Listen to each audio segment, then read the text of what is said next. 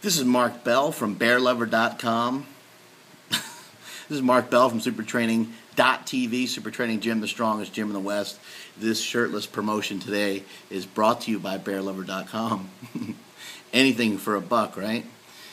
Anyway, speaking of making a buck, all these videos are always brought to you in part by HowMuchYouBench.net, home of the Slingshot, and also brought to you by ThePowerMagazine.com. Please support those causes, and I'll continue cranking out these videos as much as I possibly can. I really enjoy it. I love all the questions coming through. However, some of you guys are assholes with asking questions that go on and on forever. Keep them short. Don't tell me how much you love me. Just get your question out. You don't need to get your little feelings out. Just get your question out. Tell me what it is, and I will answer it. You don't have to give me your life's details because I don't really care. Those of you that know me closely know for a fact that I don't really care. We got some questions to get to here for the Power Project, but before we do that, make sure you like this on Facebook. Make sure you comment on it on YouTube. Get these things going. Share it with other people if you think it's going to help them. If not, then fuck it. Anyway, well, here's our question for today. Guy's worried about pulling his bicep in a deadlift. And fairly common injury that you see happen to people, but the main thing that goes on with that is that the guys are kind of over flexing their bicep. Also, usually you don't really just hurt your bicep on a particular deadlift. It's usually you hurt yourself on something else first, and then the heavy deadlift is kind of the end-all, be-all to tearing your bicep off the bone. So make sure that you're training your biceps, and make sure that you're also listening to your body, as people like to say all the time. But make sure if something's hurting, and if something's sketchy, it's sketchy. If something hurts, then be careful.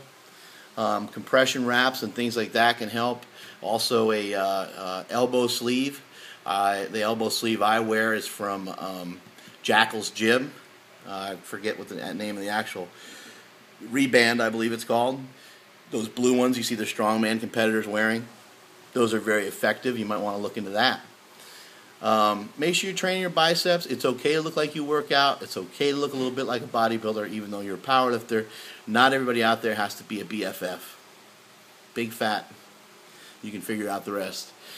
Other thing is, make sure you're switching your grip. Make sure you're working from both sides of the plate, so to speak. Swinging from the left side and the right side. It's 2012. It's a little bit more acceptable these days. Make sure you're working on both grips. Make sure if your left hand's always under, make sure you're putting your right hand under here and there. Make sure you're working with variety of barbells, different widths in the barbell. And if you are going to try that, make sure that when you do that, when you work with a fat bar, you work with bigger bars, be cautious and use a lot of caution in the attempts that you make so you don't hurt yourself because it's a new exercise. Also, with switching the grip, just do it in your warm-ups. Don't really push that underhand, the one that you're not used to. Don't really push that too hard unless you really need to. But going to about 70% should be fairly comfortable for you. I actually had a lot of elbow pain, my right elbow, and by switching to having my right arm under, it's been kind of passively stretching that area and aggressively stretching it as I get heavier and heavier. So it's actually worked as a rehabilitation tool for my elbow a little bit.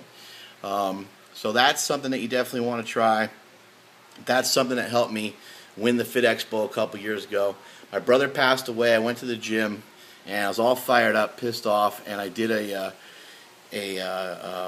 rack deadlift, and I went up to about 770 or 750, somewhere in there, which is heavy for me. I suck at pretty much any sort of pulling exercise in the gym, and I went to pull it and had my arm bent too much off the rack and tore my bicep. But because I was listening to the advice of Ed Cohn, the great Ed Cohn, Ed was nice enough to share some great information with me before I ever got hurt, and he said, you should switch your grip up in training. It may pay off someday.